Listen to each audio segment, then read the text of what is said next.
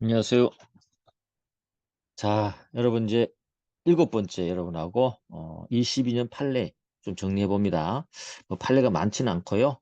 곧 끝납니다. 곧 끝나고 어, 그래도 이렇게 한번 이 사안별로 또 쟁점별로 아니면 조문과 함께 여러분 이렇게 차분하게 다뤄보는 게 필요합니다. 그리고 어, 그렇지 않으면 이 상법 좋은 판례 그죠? 판례를 따로 좀 정리할 때 또 시간도 걸리고 귀찮기도 합니다. 잘 따라오시고요. 짬짬이 이렇게 활용을 하시기 바랍니다. 자, 이번에는 뭐냐면 기관인데요. 퇴임이사의 자격상실 사유. 퇴임이사. 퇴임이사는 어떤 거예요? 퇴임이사는 원래가 자기 기간이 지나거나 임기 만료되었을 때 우리 퇴임이사로 볼 수 있잖아요. 그죠?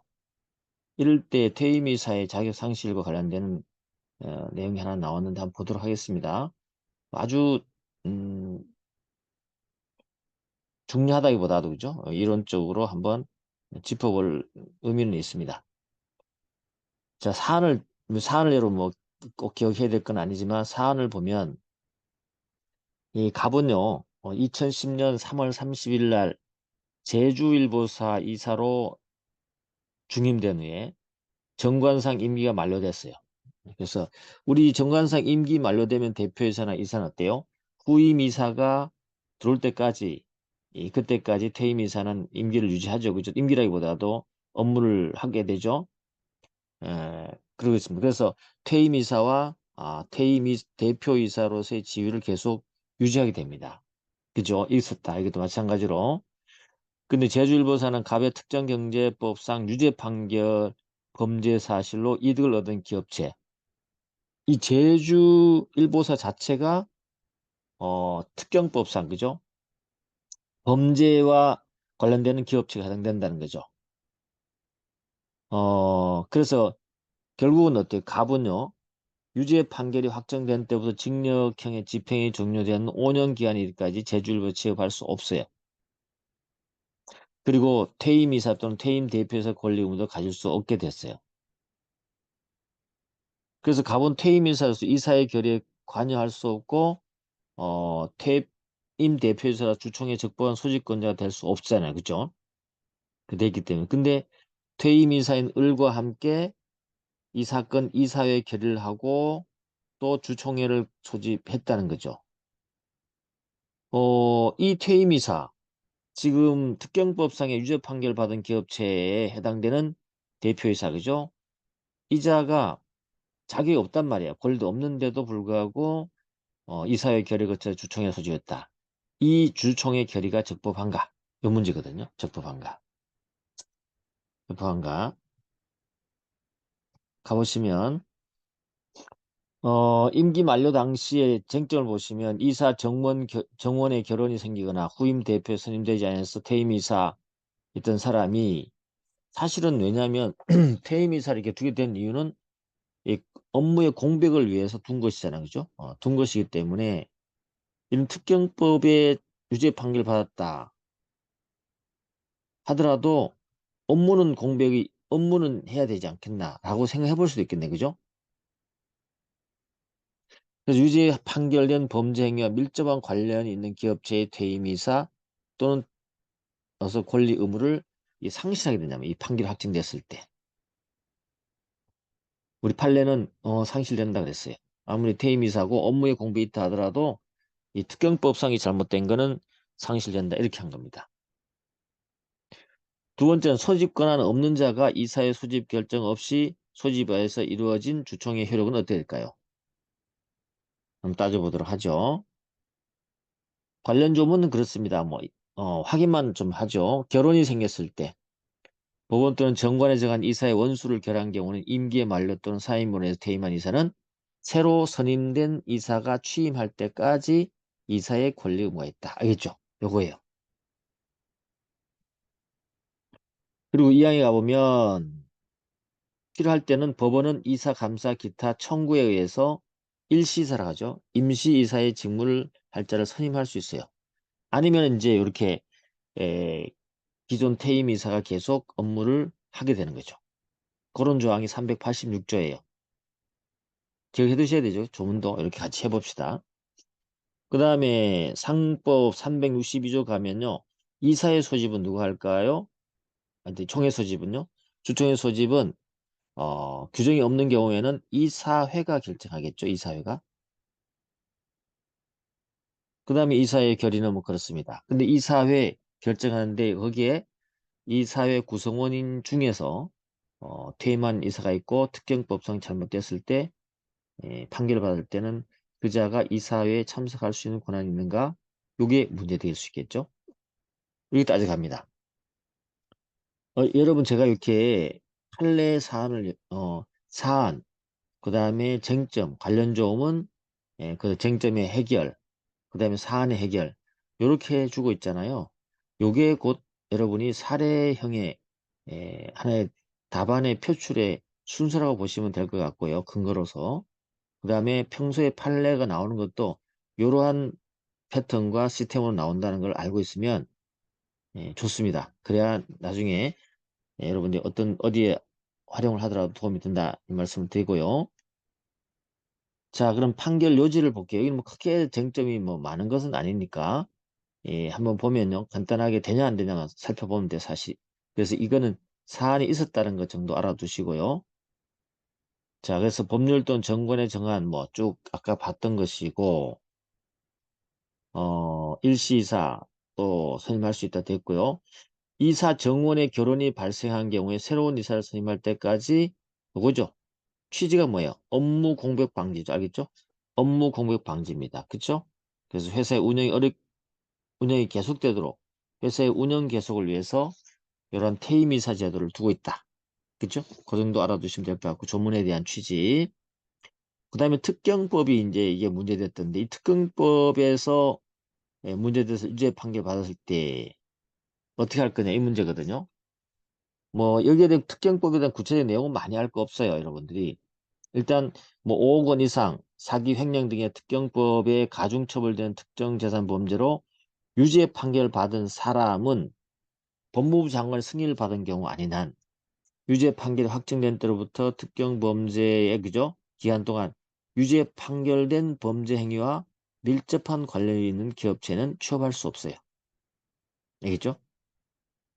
그래서 여기서도 이제 물론 여러 가지 문제가 될 수 있겠지만 밀접한 관련이 있는 기업체로 한정을 했습니다. 이건 어때요? 취지는 뭐예요?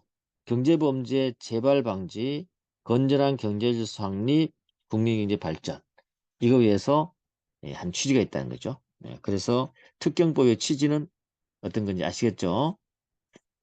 그다음 세 번째, 이런 것들을 여러 가지를 해보니까 그거와 그 상법에 있는 386조라든지 389 사망의 입법시를 해보니까 임기 만료 당시에 이사 정원의 결혼이 생기거나 후임 대표 선임되지 않아서 퇴임이사, 퇴임 대표 지위에 있던 중 이렇게 유죄 판결이 확정된 사람은 유죄 판결된 범죄에 밀접한 관련 있는 기업체의 퇴임이사 또는 상실한다. 그래서 권리 의무를 퇴임이사라고 하더라도 설령 퇴임이사, 퇴임 대표이사의 그 취지를 하더라도 권리 의무를 상실한다는 것이 우리 판례 입장이다.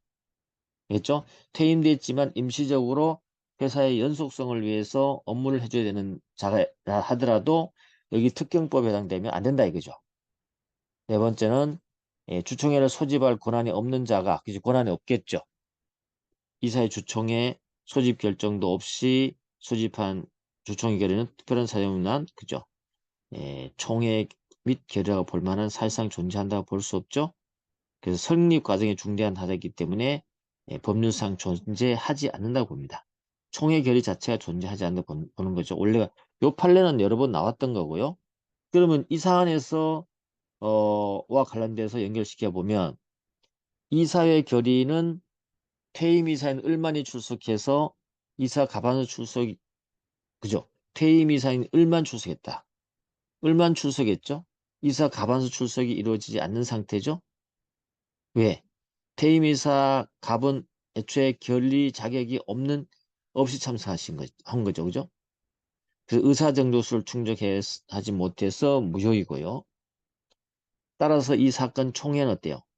아까 우리 근거를 잡았던 적법한 소집 권한이 없는 갑이 이사회 유한 주총의 소집 결의도 없이 소집한 주총에 해당되기 때문에 거기에서 이루어진 결의는 법률상 그죠? 존재하지 않는 거죠. 아예 존재하지 않는 걸로 봤습니다. 존재하지 않는 걸 봤다. 그렇게 해서 우리가 회사의 기관 관련 내용 되는 판례는 한 4가지 정도 여러분 시험 나올 것들을 한번 추려봤습니다. 자, 그 다음에 우리 회계 파트 가볼까요? 회계 파트에 가면 주식회사에서 22년에서 중요한 판례가 중요하다기보다 시험에 나올 가능성이 있는 판례가 3개가 나왔어요.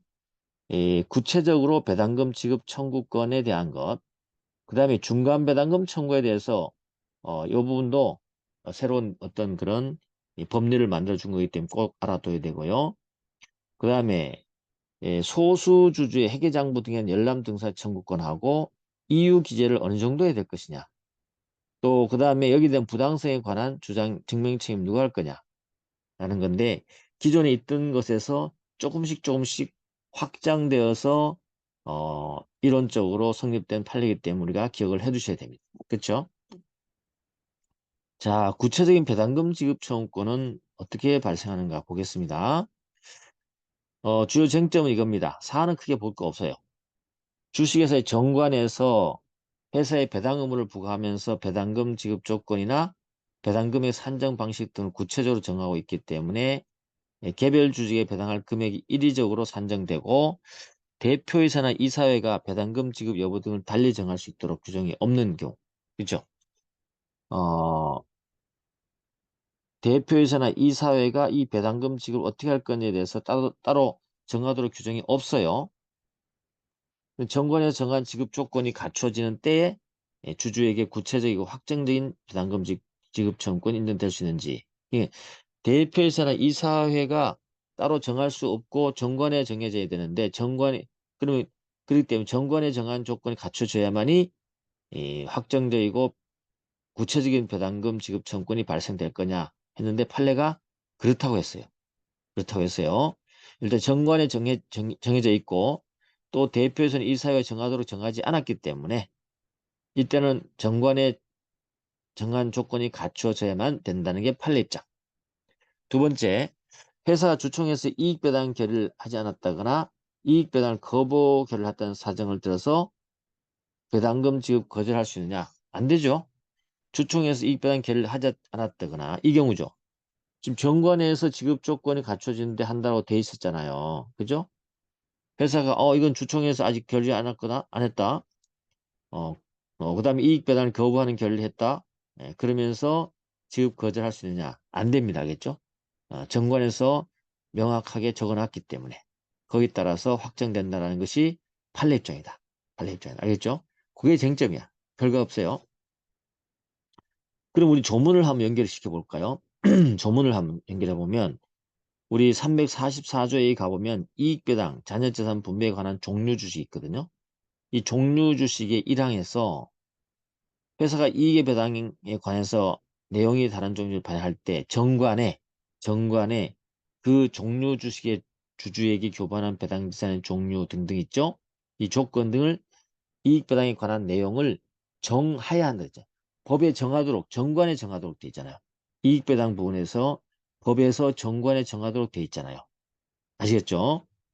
정하도록 돼 있다. 그리고 이익배당은 어떻게 한다? 주총의 결의로 정한다. 462조에 의한 가면 주총의 결의로 한다. 다만 449조에 따라 재무제표를 이사회가 승인할 때는 이사회의 결의로 정한다. 그래서 이익배당 결정을 원래 주총에 하는 게 맞아요. 그 다음에 하는 게 맞는데 일단은 이익배당에 관한 내용을 구체적으로 정관에 그런 게 정한다는 것이죠. 구체적인 내용은 정관에 정하고 결정은 주총의 결의. 재무제표를 이사회에 승인할 때는 이사회의 결의로 끝난다. 지급시기는 언제냐? 지급시기는 464조에 이에 가보면 주총회나 이사회 결의 또는 462조의 3 제일한 결의를 한 날부터 1개월 내에 해야 된다. 알겠죠? 1개월 된다. 물론 주총회 이사회에서 지급시기를 따로 정할 수도 있습니다. 있어요. 그래서 한번 가보겠습니다. 이 판례가 어떤 의미를 가지고 얘기를 한 건지 가볼게요. 첫 번째 원칙은 이렇게 정했어요. 주주의 이익배당 청구권은 장차 이익배당을 받을 수 있다는 의미의 권리에 지나지 않는다. 그렇죠? 그래서 이익잉여금 처분계산서가 주총회에서 승인됨으로써 이익배당이 확정될 때까지는 주주에게 구체적이고 확정적인 배당금 지급 청구권이 인정되지 않죠. 그죠? 그래서 이익배당 청구 자체는 에, 추상적 권리인데, 추상적 권리. 근데 주주총회에서 그게 확정되면 직접적으로 구체적인 권리가 생기는 거죠. 예외가 있습니다. 예외. 요 예외가 우리가 이번 판례에서 알아둬야 되는 추가되는 내용이라 보시면 되겠습니다. 정관에서 회사에 배당 의무를 부과하면서 회사에 뭘 했다? 의무를 부과하면서 조건이나 배당금에 산정하는 방식 등을 아주 구체적으로 정하고 있다는 거죠. 그에 따라서 개별 주주에 배당할 금액이 일시적으로 산정될 수 있고 일시적으로 산정될 수 있고 대표이사나 이사회가 경영 판단에 따라서 배당금 지급 여부나 시기 이걸 달리 정할 수 있도록 하는 규정도 없어요. 알겠죠? 없어요. 이럴 때는 예외적입니다. 예외입니다. 정관에 정한 지급 조건이 갖춰지는 때에 주주에게 구체적이고 확정적인 배당 지급 정권이 인정될 수 있다. 아시겠습니까? 그래서 이게 뭐예요? 원칙은 주총회에서 해야만이 확정되어야만이 구체적인 배당금 지급 청구권이 발생하지만 예외적으로 정관에서 의무부가 배당 의무부가 조건 등을 아주 구체적으로 적어놓고 대표이사나 이사회가 손대지 못하도록 만들어놨다는 거죠. 이럴 땐 예외적으로 정관에 정한 지급 조건 갖춰지면 그때 구체적인 배당 지급 청구권이 발생할 수 있다 이 말입니다. 그러니까 아주 중요한 예외가 되는 판례예요. 이렇게 새롭게 인정되는 내용들은 시험에 나올 수 있다는 거죠. 그다음 이런 경우는 회사는 주총에서 이거 주총에서 하는 거기 때문에 이익배당 결정이 없었다. 그리고 우리 주총에서 전공과 달리 거부하겠다라고 했다 하더라도 거절할 수 없어요. 아시겠죠? 요거. 그래서 우리가 구체적인 이익배당 청구권에 대한 새로운 추가적인 예외 사유가 하나 나왔다는 것을 여러분이 이해하셔야 된다는 거죠. 이해하셨죠? 자, 오늘 또 여기까지 하도록 하겠습니다. 수고했습니다.